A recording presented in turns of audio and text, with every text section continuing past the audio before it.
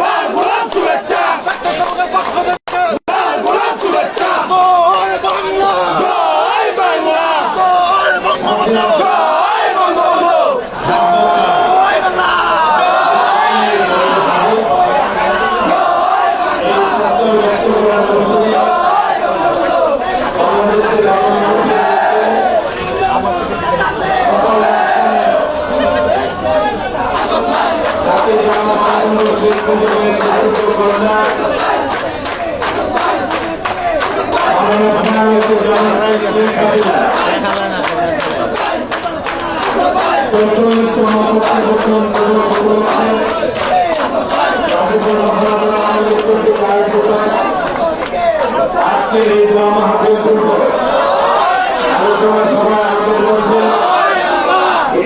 বক্তব্য রেখেছেন রাজধানী মহানগর আওয়ামী লীগের সংগ্রামী সাধারণ সম্পাদক আপনার মানুষ আমাদের সরকার আলহাজ মোহাম্মদ আতাউল্লাহ মহোদয় বক্তব্য রেখেছেন আমাদের প্রিয় নেতা জনাব আব্দুল হাদী শামীম জনাব আলহাজ মোহাম্মদ ওসমান আলী বক্তব্য রেখেছেন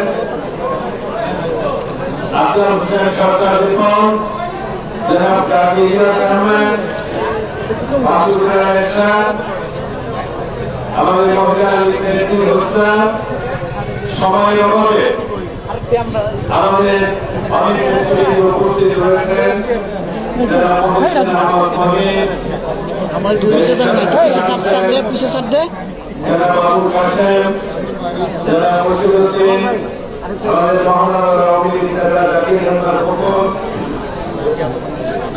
হাজী আজম আলী কাজী মোহাম্মদ সেলিম আমাদের বাদশাহ থানা আওয়ামী লীগের সভাপতি সাধারণ সম্পাদক জনাব আবুল কাসেম সহ আমাদের অনেক সরকার নেতৃবৃন্দ উপস্থিত রয়েছেন। সময় বাঁচানোর জন্য যারা বক্তব্য রাখেন নাই আমাদের অন্যান্য শ্রদ্ধাভাজন নেতৃবৃন্দ আওয়ামী লীগ সহ আওয়ামী লীগের অঙ্গ সহযোগী সংগঠনের এক কথায় আওয়ামী পরিবারের সকল সম্মানিত সদস্যবৃন্দ সমবেত উপস্থিতি আসসালামু আলাইকুম। যেহেতু প্রচন্ড গরম এবং দোয়া মাহফিল অনুষ্ঠিত হবে আমাদের নেতৃবৃন্দ সেই দিকে লক্ষ্য রেখে সংক্ষিপ্ত বক্তব্য রেখেছেন। আমিও চেষ্টা করবো সংক্ষিপ্ত আকারে আমার বক্তব্য শেষ করার জন্য।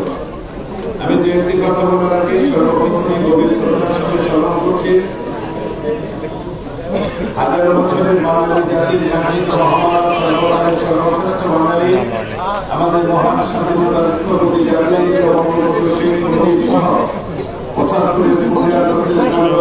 শাহাদাত বরণকারী সকল শহীদদের প্রতি শ্রদ্ধা নিবেদন করছি। ১৯৭৫ তেসরা নভেম্বর জেলখানায় শাহাদাত বরণকারী আমাদের জাতীয় চার নেতার প্রতি মহান মুক্তিযুদ্ধে শাহাদাত বরণকারী ৩০ লক্ষ শহীদের প্রতি গণতান্ত্রিক আন্দোলনে যারা শহীদ হয়েছেন গাজীপুরে বিশেষ করে শহীদ মাস্টার সহ যারা ইতিমধ্যে আমাদের কাছ থেকে বিদায় নিয়েছেন তাদের সকলের আমি আমার সংক্ষিপ্ত আকারে যে একটু কথা বলে আমার সময়টি ছিল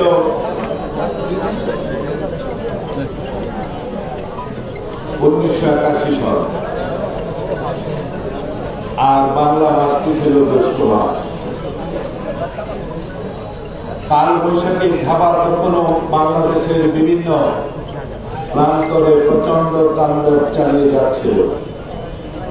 সমস্ত প্রতিকূলতাকে উপেক্ষা করে সকল ষড়যন্ত্রকে উপেক্ষা করে আজকের সফল রাষ্ট্রনায়ক মাননীয় প্রধানমন্ত্রী ১৯৮১ সালে ৭ই মে তারিখে আজকে সারা আন্তর্জাতিক বিমানবন্দরে তিনি অবতরণ করেছিলেন ৪টা ৩০ মিনিটে। আবহাওয়া দপ্তরের হিসাব অনুযায়ী এবং পরবর্তীকালে দৈনিক বাংলা, ইত্তেফাক সহ প্রত্যেকটি পত্রিকায় যে রিপোর্ট বেরিয়েছিল সেই রিপোর্ট অনুযায়ী সেই দিন কাল বৈশাখীর যে জ্বর তার মাত্রা ছিল 65 নেত্রী বিমানটি অবতরণ করেছিল 4:30 কিন্তু সকাল 10টা থেকে এয়ারপোর্ট থেকে শেরেবাংলা নগরে লক্ষ লক্ষ মানুষ রাস্তার দুই পাশে ধীরভাবে অপেক্ষায় ছিল কখন তাদের থেকে অভ্যর্থনা জানাবে। মাননীয় নেত্রী বিমানটি অবতরণ করলেন। বিমান থেকে নেমেই তিনি ক্ষমতায় যাওয়ার কথা বলেন নাই, নির্বাচন নিয়ে তিনি কোনো কথা বলেন নাই। তিনি বিমান থেকে নেমেই বলেছিলেন, আমি আপনাদের মেয়ে, আমি আপনাদের বোন, আমি জাতির পিতা বঙ্গবন্ধু শেখ মুজিবের একজন কর্মী। এই যে নেতৃত্ব, এই যে লিডারশিপ, তিনি তার প্রথম কথার মধ্যেই প্রমাণিত করেছিলেন। প্রখ্যাত ইংরেজ দার্শনিক লিডারশিপ সম্পর্কে তিনি বলেছেন, leadership is not only about for next generation, but leadership is only about after next generation. তিনি নির্বাচনের কথা না বলে সেই দিন নেক্সট জেনারেশনের জন্য, আজকের প্রজন্মের জন্য তিনি নিজের জীবনকে বিলিয়ে দেবেন, এই কমিটমেন্ট তিনি করেছিলেন। বিমান থেকে নেমে বলেন নাই, আমি এই দেশের প্রধানমন্ত্রী হতে এসেছি। বিমান থেকে নেমে তিনি বলেন নাই যে রাষ্ট্রীয় ক্ষমতা দখল করার জন্য আমি এই দেশে এসেছি। ঠিক একইভাবে বঙ্গবন্ধু যে কথা বলেছিলেন, আমি প্রধানমন্ত্রীত্ব চাই না, আমি এদেশের সাধারণ মানুষের আমার ভাইয়েরা বন্ধুরা, আজকে ৪৩ বছর পরে আমরা যদি হিসাব মিলাই, শেখ হাসিনা বাংলাদেশে আসার কারণে কি হয়েছে, আর তিনি না আসলে বাংলাদেশে কি হতো, এই দুইটি বিষয়কে একত্র করে আমি আপনার সামনে দিয়ে একটি কথা বলতে চাই। 19৭৫ সালের 15 আগস্টের কালো রাত্রির পরে শুধু আওয়ামী লীগের নেতা কর্মীরাই নয়, এদেশের অনেক মুক্তিযুদ্ধের চেতনায় উদ্বুদ্ধ জনগণ, এদেশের অনেক সাধারণ মানুষ দুই হাত তুলে আল্লাহর কাছে প্রার্থনা করেছিল, আল্লাহ আমাকে ওই পর্যন্ত হায়াত দাও, আমি যেন আমার জীবদ্দশায় বঙ্গবন্ধুর হত্যাকারীদের বিচার করতে যেতে পারি। অনেকে হাত তুলে বলেছিল, আল্লাহ ওই পর্যন্ত আমাকে হায়াত দাও, আমি যাতে করে 19৭১ সালে মহান মুক্তিযুদ্ধ চলাকালীন সময়ে দেশের যারা ৩০ লক্ষ মানুষকে হত্যা করেছে, ৩০ লক্ষ মানুষকে হত্যার সহযোগিতা করেছে, মানবতার জানিয়ে পুড়িয়ে দিয়েছে, হাজার হাজার মানুষকে পঙ্গু করেছে, ২,৮৬,০০০ মা বোনের ইজ্জত যারা নষ্ট করেছে, সেই যুদ্ধ করে নিজের বিচার যাতে আমরা দেখে যেতে পারি, এই দাবি করে নিভৃতের থেকে অনেক মানুষ আল্লাহর কাছে দোয়া করেছে, আল্লাহ তুমি আমাকে ওই পর্যন্ত হায়াত দাও, আমি যাতে আমাদের প্রিয় নেতা শহীদ তাজউদ্দিন আহমদকে যারা হত্যা করেছে, সেই হত্যাকারীদের বিচার যেন আমি দেখে যেতে পারি। একবার চিন্তা করুন, যদি শেখ হাসিনা 1981 সালের 7 তারিখে বাংলাদেশে থেকে আসতো, তাহলে কি বঙ্গবন্ধুর হত্যাকারীদের বিচার আজকে হতো না? যারা বঙ্গবন্ধুকে হত্যা করেছিল তাদেরকে আমরা ফাঁসির কাস্টে ঝুলাতে পারতাম না? যারা এই দেশের মানবতাকে লঙ্ঘন করেছে, মানবদের ইজ্জত হানি করেছে, শিশু হত্যা করেছে, সেই মানবাধিকার মানবতার শত্রু সেই জামায়াত জোটের প্রখ্যাত সাইদি নিজামী সহ তাদেরকে কি আমরা ফাঁসি কাস্টে ঝুলাতে পারতাম না?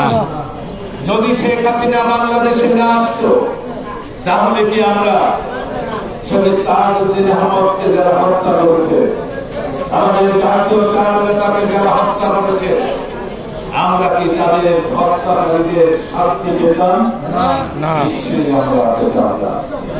আমি যদি আরেকটু আপনাদের কাছে বলতে চাই, জাতির পিতা বঙ্গবন্ধু শেখ মুজিব তার দক্ষতা দিয়ে, তার মেধা দিয়ে 1974 সালে জাতীয় সংসদে যে আইন পাশ করার মধ্য দিয়ে ভারতের সাথে আমাদের যে সমস্যাগুলি ছিল সেই সমস্যার সমাধান করতে 25 বছর মেয়াদী যে চুক্তি করেছিলেন, যে চুক্তির আলোকে আজকে শেখ হাসিনা যদি রাষ্ট্রীয় ক্ষমতায় না আসতো, আমাদের সেই আন্দোলনরা সেই এলাকাগুলির আজকের 55,000 মানুষ যারা কোনোদিন নিজেদেরকে বাংলাদেশের নাগরিক হিসাবে পরিচয় দিতে পারে না, যাদের ছেলেমেয়েরা একটি সার্টিফিকেট দিয়ে প্রাইমারি স্কুলে ভর্তি হতে পারে না, হাই স্কুলে ভর্তি হতে পারে না, ওই 55,000 আজকের হিসাবে প্রায় 70,000 মানুষ তারা কি স্বাধীনভাবে সাধারণ নাগরিক হিসাবে বাংলাদেশে বসবাস করতে পারত? নিশ্চয় আপনারা আমার সাথে একমত হবে, তারা বসবাস করতে পারত না। জাতির পিতা বঙ্গবন্ধু শেখ মুজিবের ঘনিষ্ঠ নেতৃত্বের কারণে আমরা জাতিসংঘের সদস্য পদ পেয়েছিলাম। বাঙালি জাতির দুর্ভাগ্য ৭৫ সনের 15 আগস্টের পরে আমরা জাতিসংঘের নিরাপত্তা পরিষদের সদস্য হিসাবে নিজেদেরকে অন্তর্ভুক্ত করতে পারি নাই। জননেত্রী শেখ হাসিনা 96 সনে রাষ্ট্রীয় ক্ষমতায় এসে 1998 সালে বাংলাদেশকে তিনি জাতিসংঘের নিরাপত্তা পরিষদের সদস্য অন্তর্ভুক্ত করতে সক্ষম হয়েছিল। এটা শুধু আওয়ামী লীগের জন্য নয়, প্রত্যেকটি বাঙালির জন্য এটা অত্যন্ত গৌরবের বিষয়। শেখ হাসিনা যদি ফিরে না আসতেন দেশে, আমরা কি জাতিসংঘের সাধারণ পরিষদের সদস্য হিসাবে বিশ্বের বুকে আজকে গর্ব করে আমরা দাঁড়াতে পারতাম? নিশ্চয় মত হলে আমরা পারতাম না। শেখ হাসিনা যদি রাষ্ট্রীয় ক্ষমতায় না আসতেন, তিনি যদি 43 বছর আগে বাংলাদেশে ফিরে না আসতেন, এই যে বাংলা ভাষা আমার মায়ের ভাষা, মুখের ভাষা, যে ভাষাকে রাষ্ট্রভাষার মর্যাদা দিতে যে 52 সালে অকাতরে আমাদের পূর্বপুরুষেরা রক্ত দিয়ে বাংলা ভাষাকে প্রতিষ্ঠিত করেছিল, তো শেখ হাসিনা রাষ্ট্রীয় ক্ষমতায় না আসলে আমরা কি বাংলাকে আন্তর্জাতিক ভাষা হিসাবে স্বীকৃতি পেতাম? নিশ্চয় আমরা এই বাংলা ভাষা আজকে আন্তর্জাতিক ভাষার স্বীকৃতি পেতাম না। আমাদের সাথে যে আমাদের বিশাল এলাকার সমুদ্র বন্দর রয়েছে, যেটা 75-এর 15 আগস্টের পরে খালেদা জিয়া বলেন, এরশাদ বলেন, জিয়াউর রহমান বলেন, যারা কি ওই সমস্যার সমাধান করতে পারে। শেখ হাসিনা বাংলাদেশে ফিরে এসেছিলেন বলি তিনি আন্তর্জাতিক সমুদ্র আদালতে মামলা করার মধ্য দিয়ে আমাদের পার্শ্ববর্তী দেশ মিয়ানমারের সমুদ্র অঞ্চল থেকে 1,11,631 বর্গ কিলোমিটার সমুদ্রের জায়গা বাংলাদেশের মধ্যে আজকে আরো অন্তর্ভুক্ত করতে সক্ষম হয়েছি। শেখ হাসিনা বাংলাদেশে ফিরিয়ে না আসলে আমরা কি এটা করতে পারতাম? আমার ভাইরা, শুধু বন্ধুরা, শুধু গাড়ি নয়, আমাদের পার্শ্ববর্তী অত্যন্ত শক্তিশালী দেশ ভারত, ভারতের সাথে আমাদের সীমানা নিয়ে যে দ্বন্দ্ব ছিল তার পরিমাণ ছিল 25,602 বর্গ কিলোমিটার। শেখ হাসিনার যোগ্য নেতৃত্বের কারণে আন্তর্জাতিক আদালতে মামলা করার মধ্য দিয়ে 25,602 বর্গ কিলোমিটারের মধ্যে 19,467 কিলোমিটার আজকে বাংলাদেশে সমুদ্র সীমানার অন্তর্ভুক্ত করতে সক্ষম হয়েছে। আমার ভাইরা, বন্ধুরা, শেখ হাসিনা এই কাজগুলি কি শুধু আওয়ামী লীগের জন্য করেছেন? নিশ্চয় আপনারা একমত হবে, তিনি শুধু আওয়ামী লীগের জন্য করেন নাই, তিনি আগামী প্রজন্মের জন্য করেছেন। আজকে আমরা যখন বাংলাদেশে দেখতে পাই, আমরা আজকে 2024 সালে দাঁড়িয়ে কথা বলছি, শেখ হাসিনা বাংলাদেশে না আসতো, আগামী 1 বছর পরে 2026 সালে জাতিসংঘের হিসাব অনুযায়ী বাংলাদেশ উন্নয়নশীল দেশে পদার্পণ আমাদের যে মর্যাদা, এই মর্যাদা কি সম্ভব হতো যদি শেখ হাসিনা বাংলাদেশে বক্তব্য না করতেন? শুধু কি জানেন 2031 সালের মধ্যে বাংলাদেশ উচ্চ মধ্যমানের দেশে পরিণত হবে এবং ইনশাআল্লাহ তিনি যে কমিটমেন্ট করেছেন 2041 সালের মধ্যে স্মার্ট বাংলাদেশ অর্থাৎ দক্ষিণ এশিয়ার সবচেয়ে উন্নত দেশে পরিণত হবে বাংলাদেশ। শেখ হাসিনা বাংলাদেশের এই কাজগুলি কি সম্ভব ছিল? আজকে আমি যখন এই জায়গায় দাঁড়িয়ে কথা বলছি, আজকে আমরা কি দেখতে পাই? আমাদের দেশে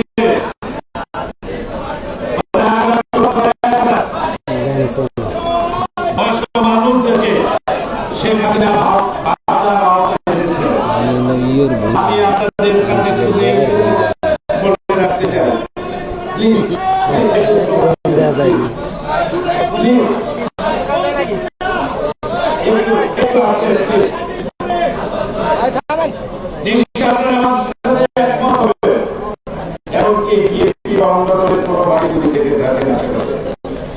আপনারা বুকে হাত দিয়ে বলুন, শেখ হাসিনা 1996 সালে রাষ্ট্রীয় ক্ষমতায় আসার আগে বাংলাদেশে কোনো ভয়ঙ্কর প্রচলন ছিল না। ঠিক এই মুহূর্তে বাংলাদেশে আজকে 58 লক্ষ মানুষ বসবাস করছে। শেখ হাসিনা যদি প্রত্যাবর্তন না করতেন, এই 58 লক্ষ 1000 মানুষ এই বয়স্ক ভাতার সুযোগ পেত না। শেখ হাসিনা বাংলাদেশে এসেছিলেন বলি আজকে 25,75,000 স্বামী পরিত্যক্তা মা বোনেরা ভাতা পাচ্ছে। শেখ হাসিনা বাংলাদেশে ফেরত না আসলে এই ভাতা যদি তারা পেত, নিশ্চয়ই আমার সাথে একমত হবে, এই ভাতা তারা পেত না। আজকে আমরা দেখতে পাই এক সময় সমাজের তাদেরকে বোঝা হিসাবে চিহ্নিত করা হতো, যার একটি হাত নাই, পা নাই, যাদের টাকা প্রতিবন্ধী আজকে 30 লক্ষ মানুষ কে শেখ হাসিনা এই বাধা আওতায় এনেছেন। শেখ হাসিনা যদি এই দেশে ফেরত না আসতেন, এই 29 লক্ষ মানুষ প্রতিবন্ধী মানুষকে সরকারিভাবে ভাতার আওতায় আনা হয়েছে, এটা কি সম্ভব হতো? নিশ্চয়ই এটা সম্ভব হতো না। আমার ভাইয়েরা বন্ধুরা, আমরা নিশ্চয়ই জানি আমাদের এই জাতিকে শিক্ষিত জাতি হিসেবে গড়ে তোলার জন্য মাননীয় প্রধানমন্ত্রী একটি ঐতিহাসিক সিদ্ধান্ত গ্রহণ করেছেন। আর সেই সিদ্ধান্তটি হল প্রাইমারি স্কুল থেকে শুরু করে হাই স্কুল পর্যন্ত বিনা পয়সা ছাত্রছাত্রীদের মধ্যে একটা দৃষ্টি চিন্তা করা এই পর্যন্ত 435 কোটি 55,80,221টি বই আজকে সাধারণ ছাত্রছাত্রীদের কাছে তুলে দিয়েছেন। শেখ হাসিনা যদি 1981 সালে বাংলাদেশে প্রত্যাবর্তন না করতেন, তিনি না আসতেন, তাহলে এই কাজগুলি আমাদের পক্ষে পাওয়া সম্ভব ছিল। আজকে বাংলাদেশে শুধু অবকাঠামোগত উন্নয়ন নয়, অর্থনৈতিকভাবে সামাজিকভাবে যে উন্নয়নগুলি আমাদের হয়েছে, এটা কিন্তু আমরা বলছি, আপনারা নিশ্চয়ই শুনেছেন গত 14 দিন আগে পাকিস্তানের বর্তমান প্রধানমন্ত্রী তিনি বলেছেন যে বাংলাদেশের উন্নয়ন দেখতে আমাদের হিংসা হয়। সুতরাং যদি বাংলাদেশে প্রত্যাবর্তন না করতেন, তাহলে এই দেশটি হতো একটি অকার্যকর রাষ্ট্র। পাকিস্তান যেমন আজকে বিশ্বের একটি অকার্যকর রাষ্ট্রে পরিণত হয়েছে,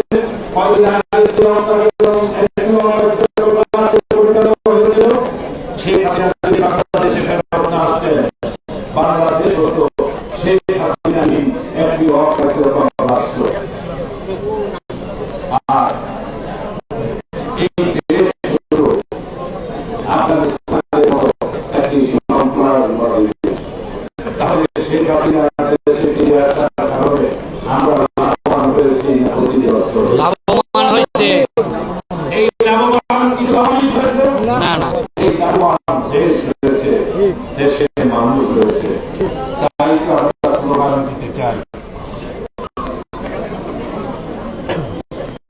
সাথে আছি থাকবো শেখ হাসিনাই ধরবে ভালো। আজকে যারা আওয়ামী লীগের নেতা কর্মী আমার প্রত্যেকটি সংগঠনের নেতা কর্মী নিজে আমরা কি পেলাম তার কথা নয়, শেখ হাসিনার নেতৃত্বে থাকবে দেশের উন্নয়ন আমাদের সকলের ভালো। এই জিনিসটিকে চিন্তা করে আমাদের সমস্ত চিন্তা বন্ধ করে শেখ হাসিনার পিছনে আমাদের ঐক্যবদ্ধ হতে হবে। শেখ হাসিনার পিছনে ঐক্যবদ্ধ হওয়া ছাড়া আমাদের আর কোনো বিকল্প নাই। সুতরাং আমি আপনাদের কাছে অনুরোধ জানাবো, আসুন আমরা সরকার ঐক্যবদ্ধ হই। সরকারের যে ভালো কাজগুলি আছে এই ভালো কাজগুলি আমাদেরকে জনগণের সামনে তুলে ধরতে হবে।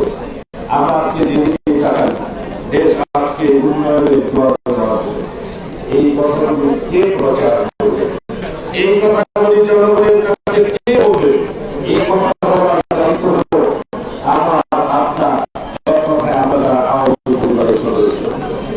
আজকে একদিনের নোটিশে মাত্র একদিনের সিদ্ধান্তে আপনারা যেভাবে আজকে এখানে হাজির হয়েছেন, আজকে হাজিরের মধ্যে এটা প্রমাণিত যে আওয়ামী লীগ, ছাত্রলীগ, যুবলীগ, স্বেচ্ছাসেবক লীগ, মহিলা আওয়ামী লীগ, যুব মহিলা আওয়ামী লীগ সহ মৎস্যজীবী লীগ সহ কৃষক লীগ, শ্রমিক লীগ সহ আমাদের প্রত্যেকটি নিবেদিত প্রাণ নেতা কর্মী আজকে ঐক্যবদ্ধ।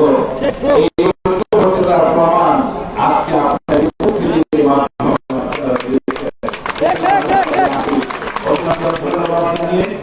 আমি আর বক্তব্য বাড়াবো না, যেহেতু সন্ধ্যার আগে মহামিল আছে। আমি প্রত্যেককে অনুরোধ করবো আমরা সবাই জননেত্রী শেখ হাসিনার সুস্বাস্থ্য কামনা করে দোয়া করবো। আমরা সবাই জাতির মুখ্যমন্ত্রী শেখ মুজিব সহ আমাদের জাতীয় চার নেতা সহ আমাদের কাছ থেকে জানিয়েছেন তাদের প্রত্যেককে আমরা দোয়া করবো।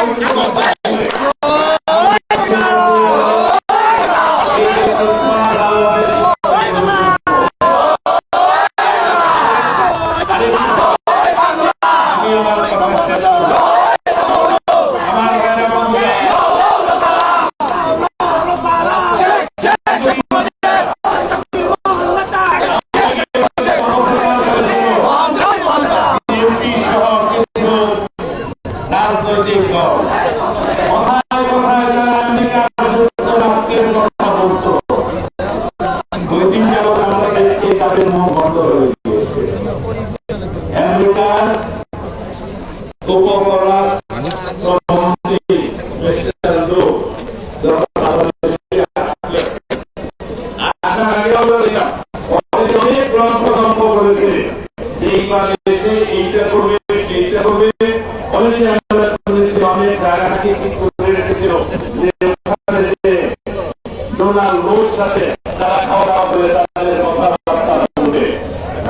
আমরা তাদের সাথে কোনো কথাই বলে দেয়, এখন তারা অন্যরকম কথা বলছে। আমার অভিভাবকরা এই যে অপপ্রচার থেকে আমাদের বেরিয়ে আসতে হবে। আজকে ফিলিস্তিনিদের উপর যে অত্যাচার চলছে, ফিলিস্তিনিদের মধ্যে মার্কিন সরকারের সরকার কোথায়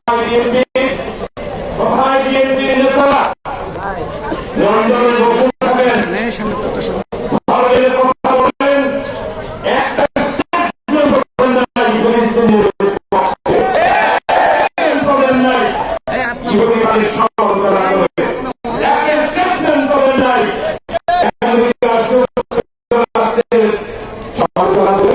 একমাত্র নেতা আজকে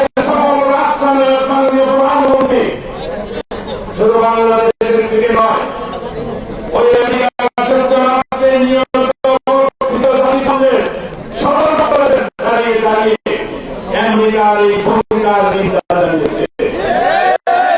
মুসলমানদের পক্ষে তারা ছাত্রদের সহযোগিতা সেখানে সংকল্প করেছেন। আমার ভাইরা বন্ধুরা, এটা আমাদের আপনাদের বুঝতে হবে।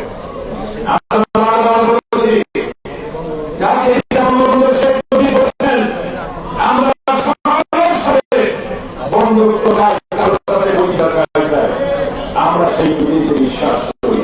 বাইরে আমাদের বন্ধু আছে, বাইরে আমাদের কোন গ্রহ নাই। এইটা কিভাবে জননেত্রী শেখ হাসিনা সেই কথাই বলেছেন। বলেন আপনারা যে বাইরে আপনাদের বক্তব্যে এটা প্রমাণ হয়ে গিয়েছে। তাই আমার ভাইরা বন্ধুরা, সমস্ত অতিক্রম করে আপনাদের মিথ্যা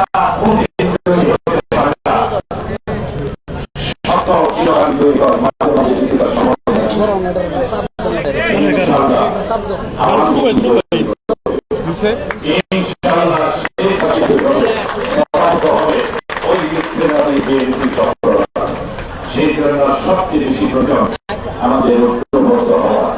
আমি সবাইকে আবারও প্রত্যাবর্তন দিবস, এটা শুধু আমাদের কাছে প্রত্যাবর্তন দিবস নয়, এই দিবসে বাংলার মানুষের কাছে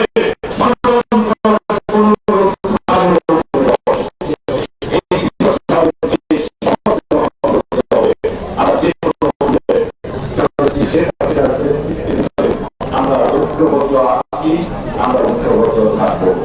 এই ব্যক্ত করে আরো এটির জন্য আপনাদের কাছে দোয়া চেয়ে